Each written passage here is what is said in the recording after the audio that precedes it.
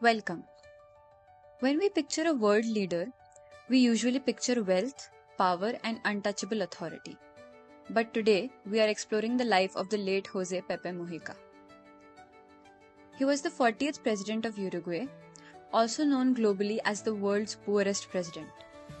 He completely flipped the traditional image of a politician upside down, showing the world that true leadership isn't about the power that you hold over others, but the sacrifices that you are willing to make for them. To understand the president, we first have to understand the fighter. In his youth, Mujica was deeply outraged by the massive gap between the rich and the poor in his country. Believing that the system was fundamentally broken, he joined an armed guerrilla group called the Tupamaros. He believed that violent revolution was the only way to protect the vulnerable. His rebellion came at a massive cost. As a military dictatorship took over Uruguay, Mujica was shot 6 times and captured. For the next 14 years, he was locked away as a political prisoner. He was stripped of all his rights, subjected to brutal conditions, and completely erased from the public eye. Much of his imprisonment was spent in total solitary confinement. For over a year, he was punished by being kept at the bottom of an empty dry horse well.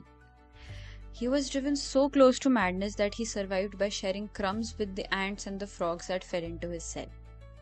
Yet, this extreme suffering is where he built his unbreakable resilience. He absorbed the ultimate hardship and let it teach him deep philosophical wisdom rather than breaking his spirit. In 1985, democracy was restored to Uruguay, and Mujica was released at the age of 50. But he didn't emerge seeking violent revenge. His years in the dark gave him time to reflect. He realized that armed conflict had only brought chaos to his country. Demonstrating incredible pragmatic adaptability, he convinced his fellow fighters to lay down their weapons. He admitted his old strategy failed, and he traded his guns for the democratic ballot box.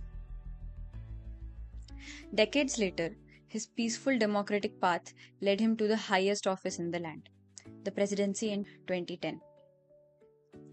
But when the government offered him the luxurious presidential mansion, complete with a staff of 42 servants, he said no.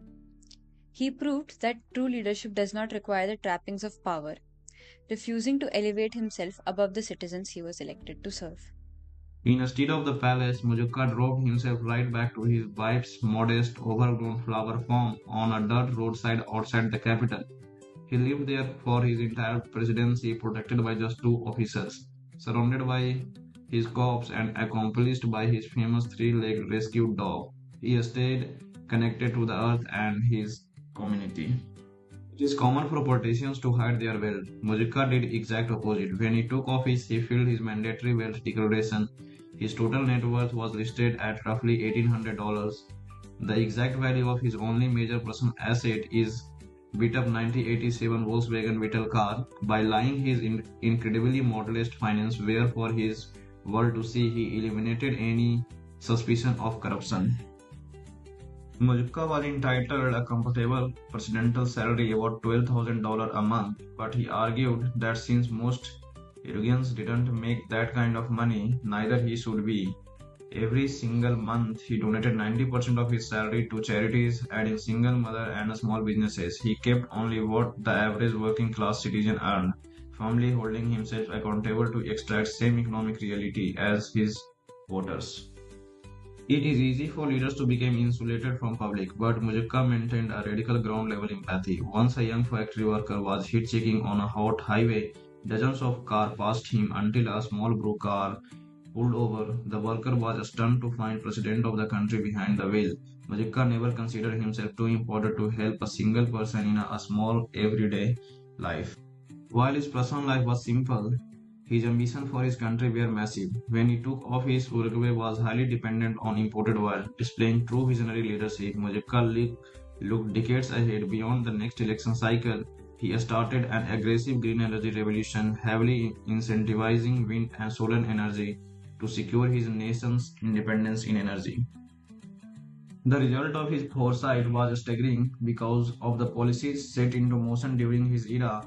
Uruguay completely transformed its energy grid. Today, nearly 98% of country's electricity is generated from renewable sources. He prioritized the future of the planet over short-term political goals. Being an empathetic leader didn't mean he avoided political battles. To cripple the violent black drug cartels, Mujica has made highly controversial decision to make Uruguay the first country to completely legalize and straight-ruled marijuana. He absorbed massive international backlash, taking a huge political risk because he believed it was pragmatic way to strip criminals from their funding.